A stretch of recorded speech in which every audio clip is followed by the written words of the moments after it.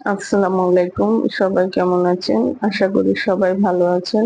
এই যে দেখুন এখানে আমি শাপলা নিয়েছি, সর্ষে বেটে নিয়েছি, সাথে আলু নিয়েছি, পেঁয়াজ, কাঁচামরিচ বেটে নিয়েছি। আসলে সর্ষে বাটা দিয়ে সালনা চচ্চড়ি খেতে কিন্তু অনেক মজা। আমি এটা কিভাবে রান্না করব সেই রেসিপিটা আমি আপনাদের সাথে শেয়ার করব।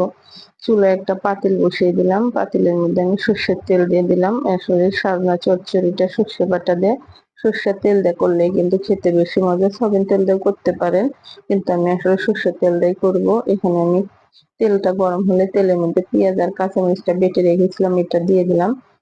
একটু ভেজে নিলাম পেঁয়াজের কাঁচা গন্ধটা চলে যাওয়ার জন্য। পেঁয়াজের কাঁচা গন্ধটা চলে গেলে এখানে আদা রসুন বাটা দিয়ে দিলাম। আদা রসুন বাটা নেড়ে চেড়ে এখানে পানি দিয়ে দিলাম। মশলাটা কষাতে হবে।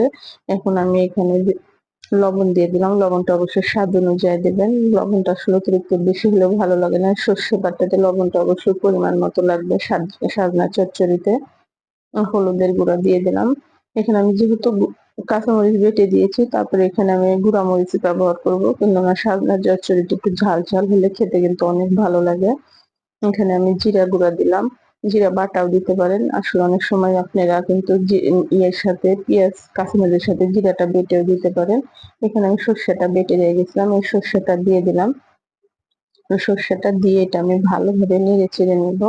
নেড়ে চেড়ে নিয়ে এই মশলাটা আমি ভালোভাবে কষাতে দেবো মশলাটা। এখন আমি নেড়ে চেড়ে একটা ঢাকনা দিয়ে ঢেকে দেবো। ঢাকনা দিয়ে ঢেকে যখন তেলটা উপরের দিকে ভেসে উঠবে, সে পর্যায়ে বুঝতে পারবো যে আমার এটা কষানো হয়ে আসছে। মশলাটা এই যে দেখুন তেলটা উপরের দিকে ভেসে উঠেছে।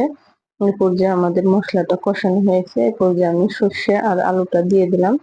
যেটা আমি ভালোভাবে নেড়ে চেড়ে নিব। আমার সাজনাগুলো আসলে অতিরিক্ত কচি, সাজনাটা আর একটু বাড়তি হলে ভালো লাগে। অতিরিক্ত বাড়তি হলে ভালো লাগে না। তারপরে আমার কচি সাজনাটা খুব ভালো লাগে। আমি আবার বাড়তি সাজনা খেতে পারি না।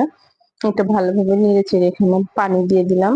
এখানে আমি গরম পানি দিলাম। পানিটা আমি আগে গরম করে রেখেছিলাম। আমি এখানে খুবই অল্প পানি দিলাম, কারণ এটা একবার আমি শুকিয়ে নেব। নিয়ে আমি ঢাকনাটা দিয়ে ঢেকে দিলাম। যখন এই পর্যায়ে এটা বলক আসবে, এটা আমি নেড়ে চেড়ে নেবো। এই পর্যায়ে কিন্তু লবণটা আপনারা চেক করে দেখতে পারেন। আমি লবণটা চেক করে দেখেছি, আমার লবণটা একদম আসলে পারফেক্ট আছে। দিয়ে আমি একটু ঢেকে দিলাম, কেননা এটা একদম রসটা শুকিয়ে নেবো। এই যে যখন তেল বেরিয়ে আসবে, সে পর্যায়ে কিন্তু বুঝতে পারবো যে আমার এটা আসলে এটা হয়ে গেছে। দেখুন বুঝতে পারবেন এই পর্যায়ে। এই চচ্চড়িটা এটা গরম ভাতের সাথে বলেন, এমনি খেতে বলেন, অনেক ভালো লাগে। আর সাজনা আসলে আমাদের জন্য অনেক উপকার। সাজনা আমার কাছে খুবই ভালো লাগে। এই যে দেখুন এই চচ্চড়িটা দেখতে যতটা লোভনীয় লাগতেছে, খেতেও কিন্তু অনেকটা মজা হবে। এই যে দেখুন আমি একটা প্লেটের মধ্যে বেড়ে দেখাচ্ছি, এটা দেখতে কতটা লোভনীয় লাগতেছে। এটা তো আমি খুবই পছন্দ করি। আপনারা এভাবে ট্রাই করবেন। আর আপনাদের কাছে আমার রেসিপিটি ভালো লাগে অবশ্যই আমাকে একটা লাইক দিবেন। আমার ভিডিওটি কোনো ভুল ত্রুটি হয়ে থাকে